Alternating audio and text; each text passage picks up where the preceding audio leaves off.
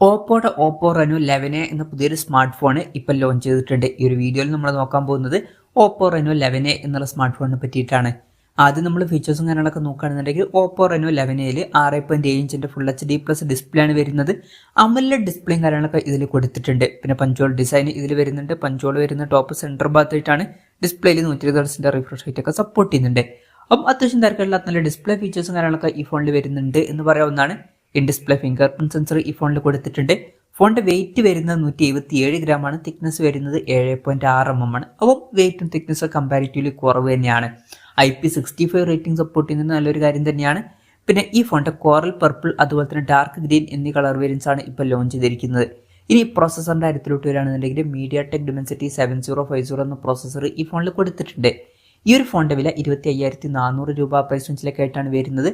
ആ ഒരു പ്രൈസ് റേഞ്ചിൽ ഈ ഒരു പ്രോസസ്സർ എങ്ങനെയുണ്ടെന്ന് വെച്ചാൽ അത്ര ബെസ്റ്റ് ആയിട്ടുള്ള പ്രോസസ്സറാണ് എന്നൊന്നും പറയാൻ പറ്റില്ല.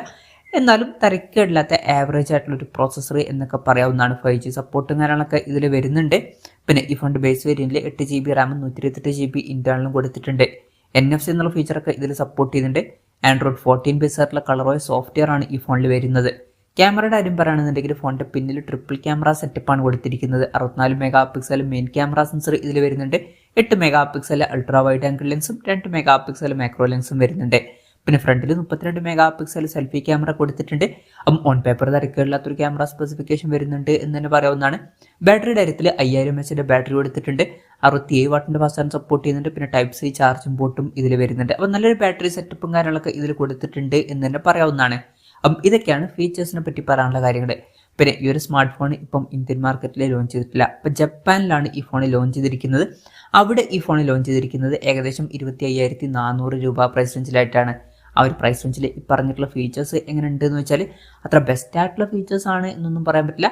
എന്നാലും തിരക്കില്ലാത്ത ആവറേജ് ആയിട്ടുള്ള ഫീച്ചേഴ്സ് എന്നൊക്കെ തന്നെ പറയാവുന്നതാണ്. ഇനി ഇന്ത്യൻ മാർക്കറ്റിൽ ഈ ഫോൺ ലോഞ്ച് ചെയ്യുമെന്ന് വെച്ചാൽ മിക്കവാറും ഈ ഫോൺ ഇനി ഇന്ത്യൻ മാർക്കറ്റിൽ ലോഞ്ച് ചെയ്യില്ല. കാരണം ഇന്ത്യൻ മാർക്കറ്റിൽ ഓൾറെഡി ഓപ്പോ F25 Pro എന്നുള്ള സ്മാർട്ട് ഫോൺ വരുന്നുണ്ട്. ആ ഒരു ഫോണിന്റെ ഒരു റീബ്രാൻഡഡ് വെർഷനാണ് ഇപ്പം ലോഞ്ച് ചെയ്തിട്ടുള്ള ഓപ്പോ റെനോ 11 എന്നുള്ള സ്മാർട്ട് ഫോൺ. അപ്പം ഇതേ ഫീച്ചേഴ്സുമായിട്ട് വരുന്ന ഒരു ഓപ്പോയുടെ ഫോൺ ഇന്ത്യൻ മാർക്കറ്റിൽ അവൈലബിൾ ആണ്. ആ ഒരു ഫോൺ നമുക്ക് 24,000 രൂപ പ്രൈസ് റേഞ്ചിൽ കിട്ടുന്നുണ്ട്. എന്തായാലും ഓപ്പോ റെനോ 11 എന്നുള്ള സ്മാർട്ട് ഫോൺ ഇപ്പം ലോഞ്ച് ചെയ്തിട്ടുണ്ട്. ആവറേജ് ആയിട്ടുള്ള ഫീച്ചേഴ്സുമായിട്ട് വരുന്ന ഒരു ഫോണാണ് എന്നൊക്കെ പറയാവുന്നതാണ്. എന്തായാലും ഓപ്പോ റെനോ 11 എന്നുള്ള സ്മാർട്ട് ഫോണിനെ പറ്റിയിട്ടുള്ള നിങ്ങളുടെ അഭിപ്രായം ജസ്റ്റ് ഒന്ന് കമന്റ് ചെയ്യുക.